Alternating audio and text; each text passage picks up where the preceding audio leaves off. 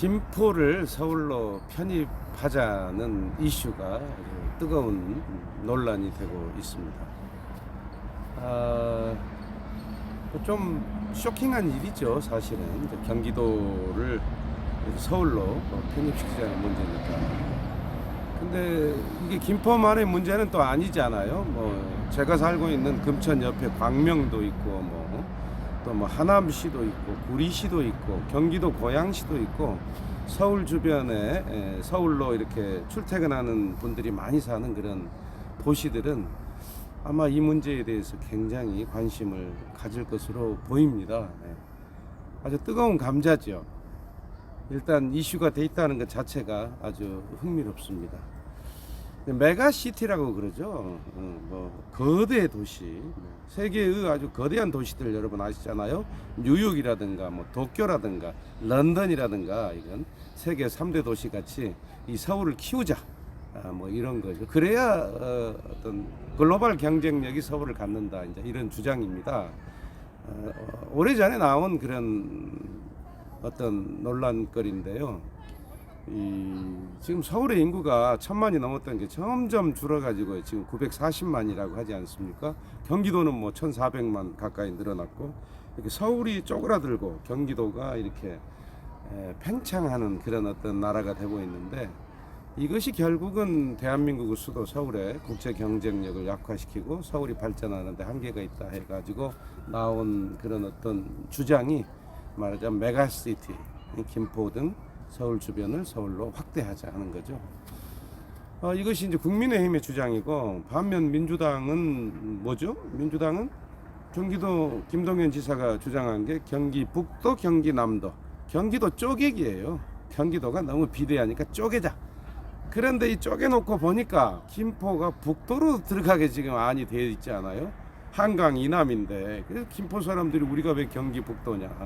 또 경기 남도로 이렇게 보니까 그 중간에 인천이 또 끼어 있어 가지고 지리적으로 김포가 상당히 고립돼 있더라고요, 지도를 보니까. 그래서 차라리 서울로 가는 게 낫겠다. 그래서 서울의 모든 정책이 김포에까지 미치고, 그러면 지하철 5호선 9호선 연장도 김포로 빨리 되지 않겠냐, 이런 기대감.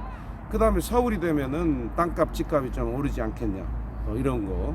교육 수준도 올라가지 않겠냐, 생활 편의시설도 올라가지 않겠냐, 이런 기대감들이 지금 김포 시민은 물론이고 서울 주변에 아까 말씀드린 그런 도시들 주민들이 상당히 고민을 하고 있어요. 이것이 과연 좋은 것이냐, 나쁜 것이냐.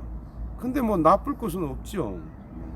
경기도 도민으로 사느냐, 서울 시민으로 사느냐인데, 서울 시민으로 들어왔을 때 여러 가지 정책적인 지원, 서울을 똑같이 해줘야 되니까, 서울시장이. 그리고 인구가 가장 많이 사는 도시니까 인구 비례에 의해서 이런 정책적인 지원도 많이 되지 않겠어요? 근데 그런 점에서 이제 관심인데, 제가 지금 서울 금천구에 사는데 바로 인근 안양천 건너가 광명인데, 광명이 서울하고 더 가까워요, 금천보다. 사실은 고척동하고 막 물려 있고 그렇잖아요. 근데 신도림하고도 바로 연결돼 있고. 근데 이 광명은 또 일반 전화도 서울 전화를 쓴 지 오래됐어요.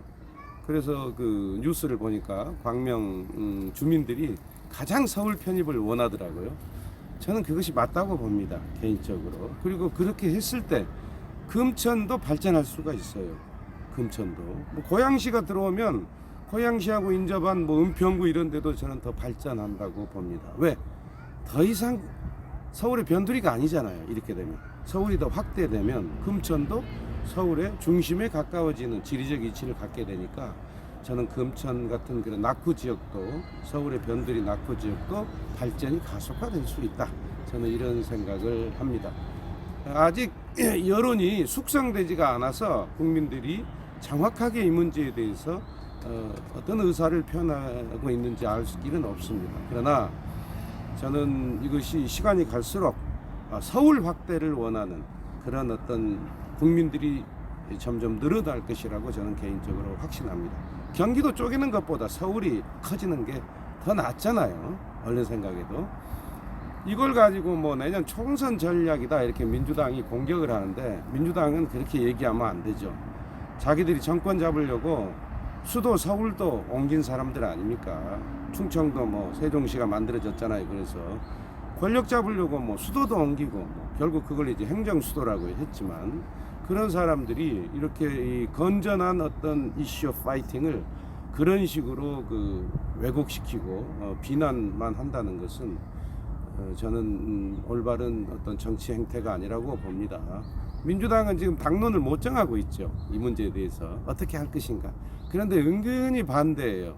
제가 어제 경기도 고양시를 일 있어 가봤는데 그쪽에 국민의힘은 이 아주 서울 고양시가 서울로 편입되도록 하자 김포처럼 하고 현수막을 걸어놨는데 이제 이 그쪽에 더불어민주당 그 국회의원들은 뭐 무슨 뭐 어떤 뭐 교통 지하철부터 더 연장하다 이런 식으로 뭐 울며 겨자 먹기식의 대응을 하고 있더라고요.